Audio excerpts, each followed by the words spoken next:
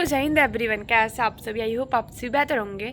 तो एयरफोर्स के एस्पिरेंट आप सब अपनी पढ़ाई में लगे होंगे, इंक्लूडिंग मी। तो पहले जिनका डाउट था कि इंग्लिश कैसे करे भाई, मैंने ऑलरेडी बता रखा है कि इंग्लिश कैसे करना है, बट फिर भी आप लोग का डाउट नहीं ख़त्म हो रहा है। तो मैं पहले अपना शेयर कर देती हूँ कि मैं कैसे करूँगी। जैसे मैं 2 साल पहले ही बहुत ज़्यादा इंग्लिश में रगड़ चुकी हूँ, मतलब बहुत ही ज़्यादा प्रैक्टिस कर चुकी हूँ। तो अब मुझे ओनली अपने प्रैक्टिस ही करना है, नोट्स रिवीजन करना है, और साथ के साथ पीएसपी सर के जो मैंने वन शॉट का रखा है उसको रिवीजन करना है। 4-4 5-5 घंटे का क्लासेस है। क्योंकि अभी जैसे मैं कल ही एक ऐसे सोते सोते मॉक लगाई थी, मतलब इंग्लिश का ही सेक्शनल मॉक, तो उसमें मेरे 16 सही हुए थे, जो कि सबसे हार्डेस्ट शिफ्ट थी। एंड सेकेंड मैंने लगाया था कल ही शायद लगाया था दूसरा, तो उसमें मेरे 17 सही हुए थे, जो कि मैं बिना पढ़े कुछ भी रिवीजन किए हुए ऐसे ही सोते सोते लगा रही थी। तो उसमें मेरे 2 गलत हुए थे, मतलब एक हुआ था नरेशन में गलती हो गया था सिली मिस्टेक की वजह से, और दूसरा हुआ था एक साइनोनिम्स हुआ था, जो कि मैं उसको एलिमिनेट कर चुकी थी, बट जो ऑप्शन था ना उसका मुझे हिंदी नहीं पता था। और एक क्या गलत हुआ था, एक ऐसे कुछ गलत हो गया था।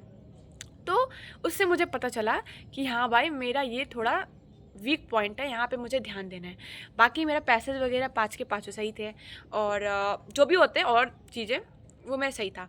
अब मुझे स्पेशली किन चीज़ों पे ध्यान देना है?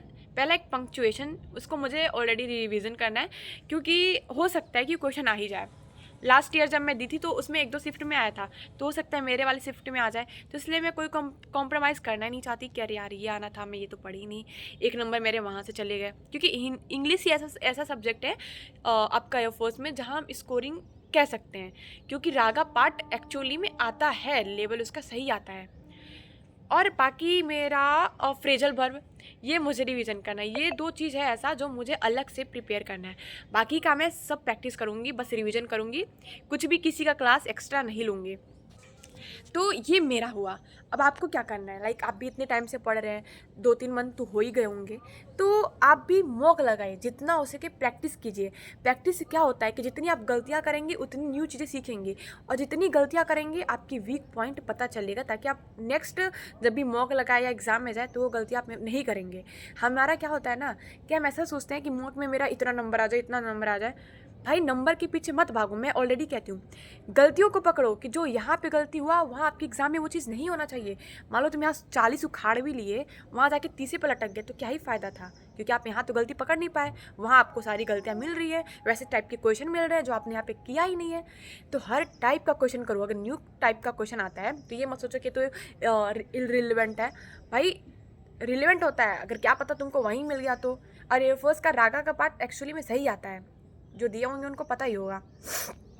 तो इतना भी हार्ड नहीं आता है, बट मॉडरेट आता है कि एक मतलब इजीली 17-18 इंसान नॉर्मल कर सकता है। बाकी जो ज़्यादा ही पढ़ने में तेज़ है वो 20-21 आराम से कर सकता है। तो इंग्लिश का यही है भाई, अपने वीक पॉइंट पे जितना हो सके ध्यान दो। बस 30 दिन का समय है, जिनका इंग्लिश वीक होगा वो अपनी वीक पॉइंट पे ध्यान देना, प्रैक्टिस करना। अगर मान लो जैसे आज तुम्हारा नरेशन का टॉपिक गलत हुआ, तो आज तुम एक पूरा एक जो भी मैराथन होगा उसको कंप्लीट कर लो, मतलब 100 से 50-100 क्वेश्चन उसको कर लो, कि ताकि तुम्हारा नेक्स्ट टाइम वो गलती ना हो। ठीक है, मैं ऐसे ही करती हूँ। मेरा अगर किसी भी चैप्टर से गलत हुआ तो मैं उसको इतना टारगेट करती हूँ कि मेरा नेक्स्ट टाइम वो चैप्टर गलत नहीं होना चाहिए। सेम चीज़ तुम्हें भी करना है। तो बाकी अब तुमको टीचर का क्या ही बताऊँ मैं तो भाई अपनी पीएसपी सर को करूँगी, देन संजीव ठाकुर सर का करूँगी। संजीव ठाकुर सर का मैं वोकेबलरी करूँगी एक्स्ट्रा के लिए, ताकि और ज़्यादा मेरी प्रैक्टिस बन जाए। बाकी कॉन्सेप्ट में सब पीएसपी सर का की हूँ, तो मुझे उसकी कोई नीड नहीं है। और मैं फ्रेजल भर भी पीएसपी सर से ही करूँगी, मतलब पुष्पेंद्र सर, परमार सर पे। एंड रही बात मॉक की, तो यार देखो मैं मॉक भी लगाऊंगी इनका आशीष शर्मा का। मैं कल बाई कर चुकी हूँ, तो अब आज थोड़ा 2-3 दिन रिवीजन कर लूँ, देन मॉक लगाऊंगी। ये नहीं कि मुँह उठा के मॉक लगा दी, कोई फ़ायदा नहीं है। वैसे थोड़ा रिवीजन तो कर लूँ, तभी तो जाऊँगी देने। रागा तो मान लो ठीक है, मैं पढ़ रही हूँ इधर कंटिन्यूसली, तो रागा का इतना ज़्यादा टेंशन नहीं है, बस नॉन वर्बल को रिवीजन करना है। और बाकी जीके जीएस मैथ्स वगैरह तो उसका कोई इतना ज़्यादा लोड नहीं है। एंड इंग्लिश का भी थोड़ा रिवीजन कर लूँगी, तो मॉक लगाऊंगी मैं आशीष शर्मा का, क्योंकि उनका रिलेवेंट रहता है। अगर किसी को भी अगर सच्ची में मॉक तुमको लगाना है वाई ग्रुप के लिए, तो आशीष शर्मा सर बेस्ट हैं। मुझे उनके अलावा कोई उतना ज़्यादा रिलेवेंट कंटेंट नहीं लगता है कि कोई देता है। बाकी तुम्हारा मन, तुम कहीं से भी लगा सकते हो। एक बार तुम आशीष शर्मा का लगाना और रोजगार विद अंकित का लगाना, तुमको डिफरेंस साफ पता चलेगा। और अगर तुम एग्जाम दे के आए होगे तो तुमको लिटरली पता चलेगा कि किनका रिलेवेंट है, कैसा टाइप का क्वेश्चन आता है। क्योंकि एक पैटर्न भी होना सही चीज़ होती है। मान लो कि उन्होंने 3-4 साइनोनिम में दे दिया, 2-3 एंटोनिम दे दिया, भाई फील ही नहीं आएगा एग्जाम वाला। एग्जाम में वैसे क्वेश्चन ही नहीं आते हैं, तो क्या ही फ़ायदा है वैसा लगाने का।